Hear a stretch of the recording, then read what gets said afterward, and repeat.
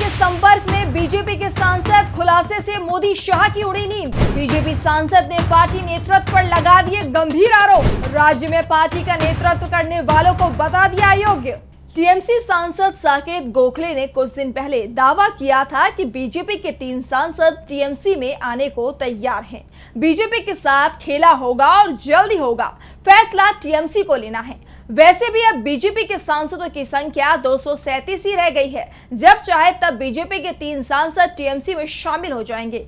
BJP के सांसद अपनी पार्टी के वरिष्ठ नेताओं से नाराज हैं और अब उन्हें बीजेपी में अपना और अपनी पार्टी में किसी का भी भविष्य सुरक्षित नहीं दिखाई दे रहा है। टीएमसी सांसद साकेत गोखले के बयान पर अब बीजेपी सांसद ने भी अपनी मोहर लगा दी है। पार्टी के सांसद ने ही दावा कर दिया है कि वो टीएमसी के संपर्क में हैं।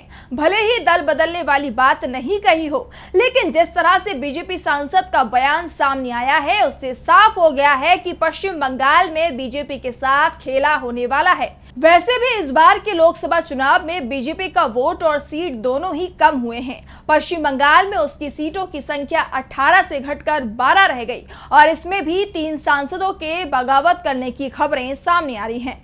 टीएमसी सांसद के बयान पर मोहर लगाते हुए बीजेपी सांसद सौमित्र खान ने बड़ा दावा किया है। पश्चिम बंगाल के विष्णुपुर सीट से बीजेपी सांसद सौमित्र खान ने दावा किया कि पार्टी ने कुछ गलत फैसले लिए थे और हमारी नीति बनाने में दिक्कतें थी। टीएमसी ने चुनावों को लेकर मजबूत योजना तैयार की, जिसका हम लोग मुकाबला नहीं कर पाए। बीजेपी सांसद ने कहा कि पार्टी की तरफ से नेताओं को और कार्यकर्ताओं के योगदान को नजरअंदाज किया गया। अगर वे साथ लेकर नहीं चलेंगे तो अगले चुनाव में और भी बड़ा झटका लगेगा। खान ने कहा कि अयोग्य लोग इस समय प्रदेश में बीजेपी का नेतृत्व कर रहे हैं। मोदी और नड्डा को आत्मचिंतन करना चाहिए कि हमारे बंगाल में स्थिति पहले से ज्यादा खराब क्यों हुई है। बीजेपी सांसद ने कहा कि अगर टीएमसी नेताओं ने चुनाव के बाद मुझसे संपर्क किया था और कुछ प्रस्ताव भी आए हैं, लेकिन मैंने अब तक कोई मन नहीं बनाया है। मैं टीएमसी नेताओं के साथ अच्छे संबंध बनाकर रखना चाहता हूं। खान पहले टीएमसी में ही थे और टीएमसी से वो बीजेपी में आए हैं। बीजेपी के टिकट पर विष्णुपुर सीट से लगातार 2 बार चुनाव जीते हैं, लेकिन अब जिस तरह से उन्होंने पार्टी नेतृत्व के खिलाफ बयान दिया है और ये साफ कर दिया है कि वो टीएमसी के संपर्क में हैं, उससे ये साफ हो गया है कि सिर्फ सौमित्र खान ही नहीं बल्कि बीजेपी के और भी दूसरे सांसद बीजेपी के संपर्क में हैं। सौमित्र खान ने जिस तरह से प्रदेश बीजेपी नेताओं को निशाने पर लिया है, उसके बाद ये कहा जा रहा है कि जल्द ही वो पाला बदल सकते हैं।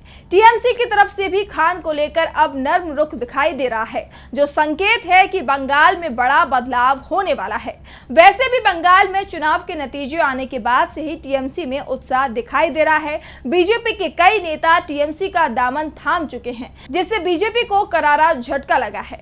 वैसे इंडिया गठबंधन की तरफ से दावा किया जा रहा है कि सिर्फ पश्चिम बंगाल ही नहीं बल्कि दूसरे राज्यों में भी बीजेपी के अंदर बगावत के हालात हैं। जल्द ही बीजेपी के कई सांसद इंडिया गठबंधन में शामिल हो सकते हैं। इस बीच कांग्रेस की तरफ से तो यहां तक दावा कर दिया गया है कि वो इस सरकार को कभी भी गिरा सकती है। दूसरी तरफ बीजेपी के मतभेद अपने सहयोगी दलों के साथ ही खुलकर अब सामने आने लगे हैं, यानी एनडीए और बीजेपी दोनों ही कमजोर होते हुए दिखाई दे रहे हैं। ऐसे में इस बार केंद्र में मोदी सरकार के लिए बड़े संकट की आहट अब सुनाई दे रही है।